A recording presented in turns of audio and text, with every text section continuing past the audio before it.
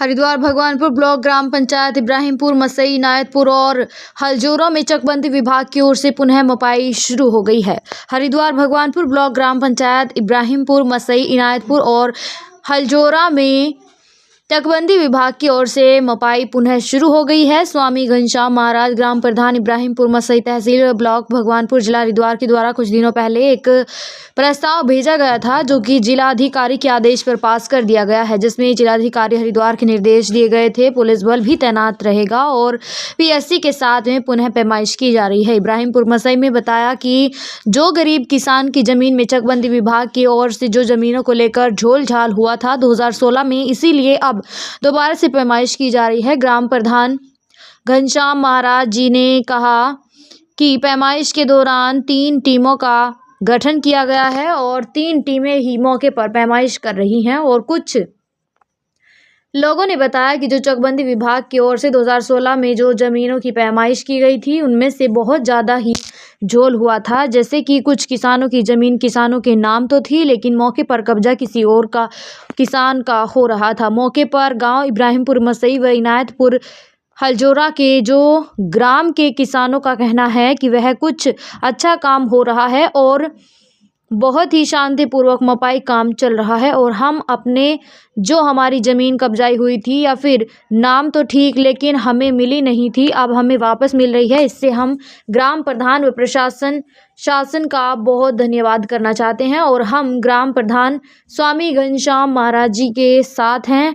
आलेंद्र सिंह रावत सहायक अधिकारी भगवानपुर ने बताया कि यहाँ पर बहुत ही शांतिपूर्वक तरीके से पैमाइश का काम चल रहा है और हम अपनी टीमों के साथ पैमाइश कर रहे हैं और किसी भी किसान के साथ किसी भी प्रकार का भेदभाव ना करते हुए अपना कार्य कर रहे हैं। और हमें सभी ग्रामवासियों का सहयोग भी मिल रहा है। और मेरी टीम में पवन सिंह चकबंदी कानून को, मनोज कुमार चकबंदी कानून को, अर्पित कुमार चकबंदी लेखपाल भगवानपुर और मौके पर कुछ किसान भी मौजूद रहे, जो कि हमारा सहयोग कर रहे हैं।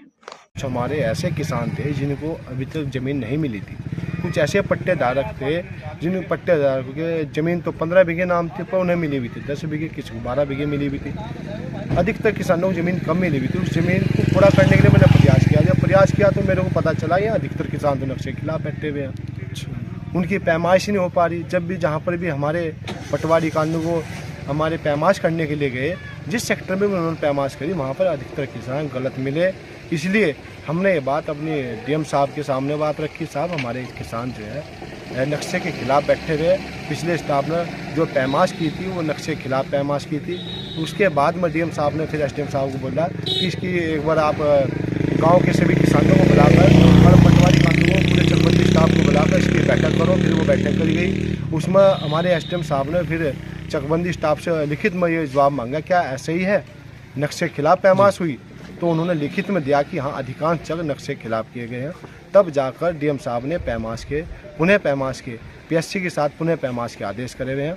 अब जो पैमाइश चल रही वो फिलहाल बढ़िया पैमाइश चल रही, नक्शे के आधार पर पैमाइश की जा रही।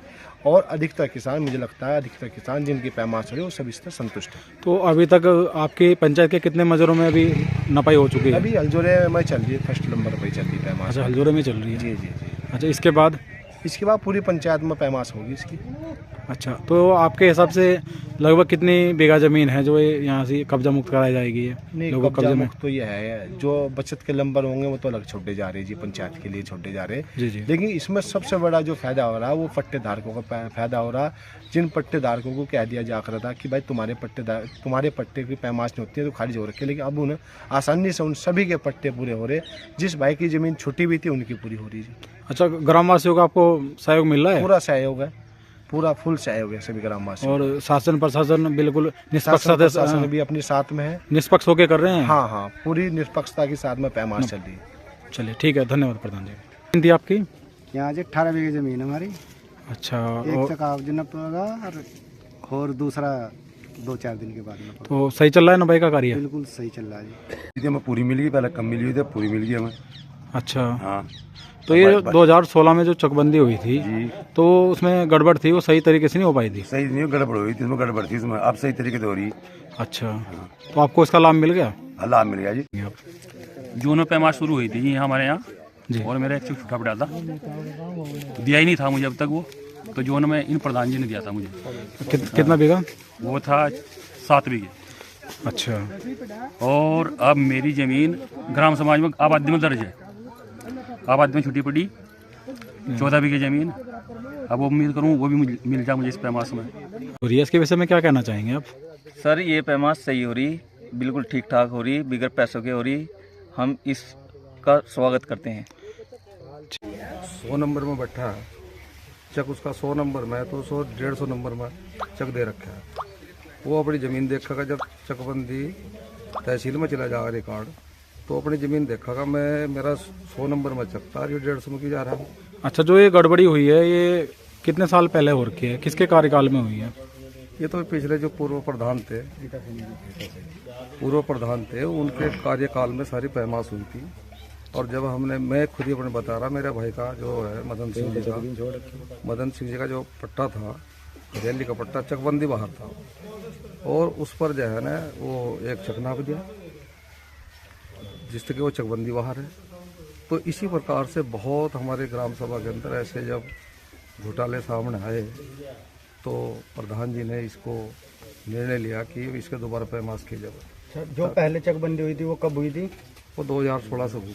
2016 में। अब ये प्रस्ताव आपने खुद दिया या प्रधान जी ने दिया या किसके द्वारा? पूरी ग्राम पंचायत ने मिलकर प्रधान जी ने डीएम साहब के यहाँ से यह बात रखी, और वहाँ से फिर जो है डीएम साहब ने एसडीएम साहब को आदेश किया